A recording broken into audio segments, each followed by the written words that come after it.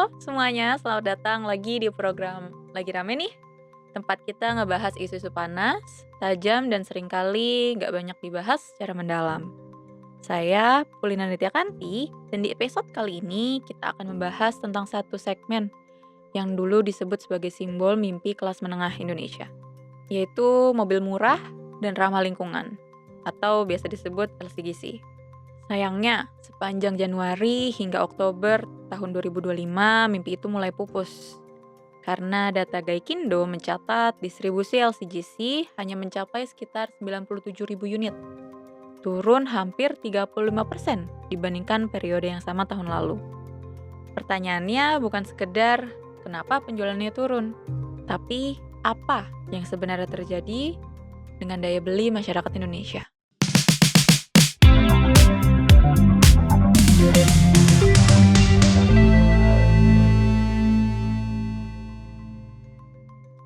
Nah, mari kita mulai dari fakta. LCGC selama ini hidup dari pembeli mobil pertama, karyawan muda, keluarga baru, hingga pelaku UMKM. Namun, di tahun ini segmen itu mengerem keras. Penurunan hampir 35% bukan koreksi musiman. Ini sinyal bahwa sesuatu yang lebih dalam sedang terjadi. Dalam ilmu ekonomi, ketika barang tahan lama seperti mobil tak lagi dibeli, itu artinya masyarakat sedang memilih untuk bertahan, bukan untuk berkembang. Apalagi LCGC bukan sekedar produk otomotif. Ia adalah indikator kesehatan ekonomi kelas menengah bawah. Ada 3 faktor besar yang membuat pasar LCGC ambruk. Yang pertama, suku bunga kredit yang tinggi. Mobil murah sekalipun tetap dibeli dengan cicilan. Jadi ketika bunga naik, cicilan melonjak dan risiko terasa terlalu besar. Yang kedua, harga LCGC yang terus naik. Ironisnya, mobil yang disebut low cost kini semakin jauh dari kata murah. Jarak harga dengan mobil non-LCGC jadi makin tipis. Sementara kemampuan beli tidak ikut naik. Nah, yang ketiga, daya beli masyarakat yang melemah. Biaya hidup naik dan pendapatan yang stagnan. Dalam kondisi ini, membeli mobil jadi bukan prioritas, bahkan bagi mereka yang sebelumnya sudah menabung. Jadi akibatnya, pembeli mobil pertama memilih untuk menahan uangnya. Penting untuk dicatat bahwa LCGC ini bukan kalah bersaing gara-gara fiturnya standar.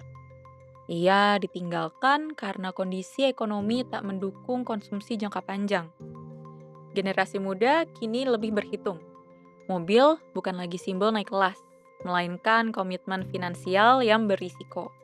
Ini perubahan perilaku yang serius. Dan jika tren ini berlanjut, pasar LCGC bisa menyusut secara permanen. Lalu, bagaimana dengan tahun depan?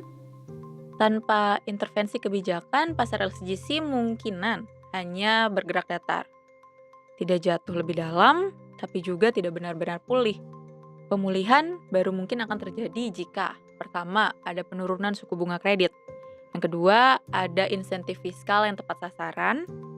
Dan yang ketiga, ada keberanian pabrikan menekan margin. Namun, ada satu hal yang jelas, bahwa era ledakan penjualan LCGC seperti 1 dekade lalu tampaknya sudah lewat. Anjloknya LCGC bukan sekedar cerita industri otomotif. Ini cerita tentang kelas menengah yang berhenti bermimpi membeli mobil pertama. Jika mobil termurah pun terasa mahal, maka problemnya bukan pada mobil, melainkan pada struktur ekonomi. Industri otomotif mungkin tidak akan mati. Namun, tanpa pemulihan daya beli, LCGC akan kehilangan jiwanya sebagai mobil rakyat. Pertanyaannya sekarang, siapa yang masih mampu membeli mobil di Indonesia? Nah, kalau kamu punya pendapat atau pandangan tentang topik ini, jangan ragu untuk tulis kolom komentar ya. Dan jangan lupa juga untuk like dan subscribe, supaya kamu nggak ketinggalan episode-episode selanjutnya. Saya Pulina Nitya Kanti, sampai jumpa di episode selanjutnya. Tetap kritis, tetap waras.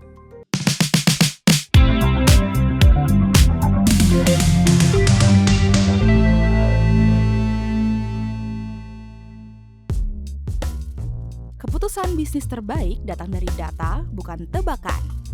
Mudah berlangganan Business Insight dengan subscribe with Google.